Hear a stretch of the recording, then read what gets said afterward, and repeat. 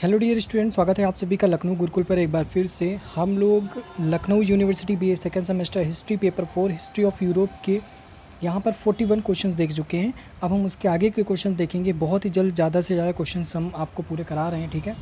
तो अगला क्वेश्चन है कि कैवलियर संसद किस संसद को कहा गया है? Which parliament was called cavalier parliament? Right answer है आपका दीर्घ संसद, यानी कि जो आपकी लॉन्ग पार्लियामेंट है उसे, ठीक है। दीर्घ को यहाँ पर अंग्रेजी में कुछ और कहेंगे, लॉन्ग नहीं होना चाहिए, ठीक है। फिलहाल ट्रांसलेट हो गया है तो इसका मुझे एग्जैक्ट अभी मीनिंग नहीं याद आ रहा है, ठीक है। देखो ज़्यादा से ज़्यादा क्वेश्चन का मतलब है कि एक्सप्लेनेशन पॉसिबल नहीं है, कम समय है, ठीक है। अगला क्वेश्चन है कि क्लैरेंडन कोड में कितने नियम थे? How many rules were there in the Clarendon code? यहाँ पे 4, ठीक है, 4 यहाँ पे रूल्स थे। अगला क्वेश्चन है कि पोप का सर्डिन द पोपिस प्लॉट कब हुआ था? When did the pope plot happen?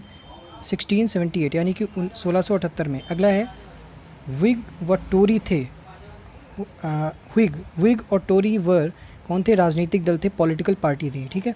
अगला है कि जेम्स द्वितीय चार्ल्स का यहाँ पर जेम्स द्वितीय चार्ल्स द्वितीय का कौन था? भाई था, ठीक है, ब्रदर था। James second was the brother of Charles second, ठीक है।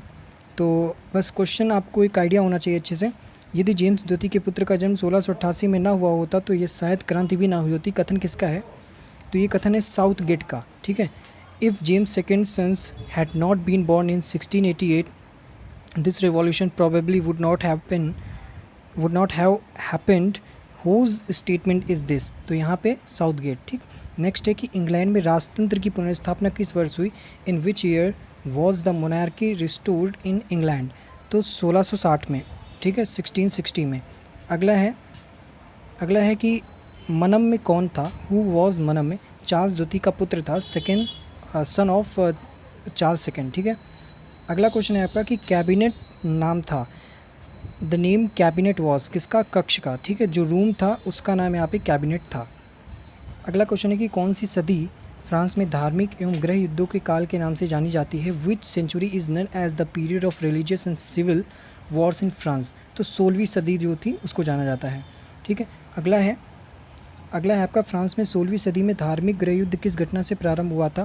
From which event did the religious and civil war start in France in the 16th century? वो था वासी हत्याकांड, ठीक है, वासी मैसेकर। नेक्स्ट है कि नॉन्टेस का अध्यादेश किस वर्ष जारी किया गया? In which year was the ordinance of Nantes promulgated? तो इसका राइट आंसर है 1598, यानी कि 1598 में।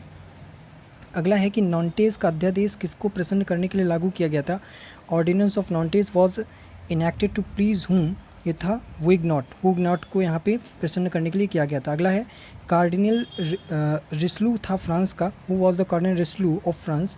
प्रधानमंत्री था, ठीक है, प्राइम मिनिस्टर था। आगे बढ़ते हैं। अगला क्वेश्चन है कि लुई 14वां का युग था। What was the era of Louis 14? तो यहाँ पे 1661 से लेकर के 1715 तक, यानी 1661 से 1715 तक का जो काल था वो था, ठीक है। अगला है कि लुई 14वें की संरक्षिका के रूप में किसने कार्य किया? Who served as the controversy of Louis 14? वो थी बुआ उनकी, ठीक है, वो उनकी बुआ थी, ठीक। अगला है कि लुई 14वें की संरक्षिका का क्या नाम था? Louis was the name of the conservatory, sorry वो कंट्रोवर्सी नहीं है, कंजर्वेटरी, ठीक है, कंजर्वेटरी ऑफ द 14, वो है मैरी डी मेडिसी। कंजर्वेटरी हैं जो कि जिन्हें संरक्षिका का नाम दिया गया, ठीक। अगला है कि लुई 14वें के लिए विचार किसने लिखे हैं? कि एक महान शासक के लिए प्रत्येक स्थिति यूरोपीय इतिहास में एक नव युग का शुभारंभ करने के लिए तैयार थी। Who wrote this thought of Louis 14? Every position for a great ruler was ready to usher in new age in European history, ठीक। तो यहाँ पर राइट आंसर है ऑप्शन नंबर सी, हेज।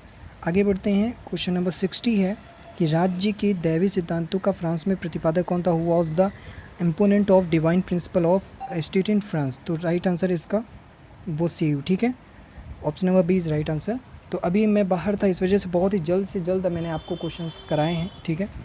तो अब आप लोग जो भी कम्युनिटी ग्रुप है उसे ज़रूर ज्वाइन कीजिएगा, ठीक है। तो मिलते हैं नेक्स्ट वीडियो में। Thank you so much.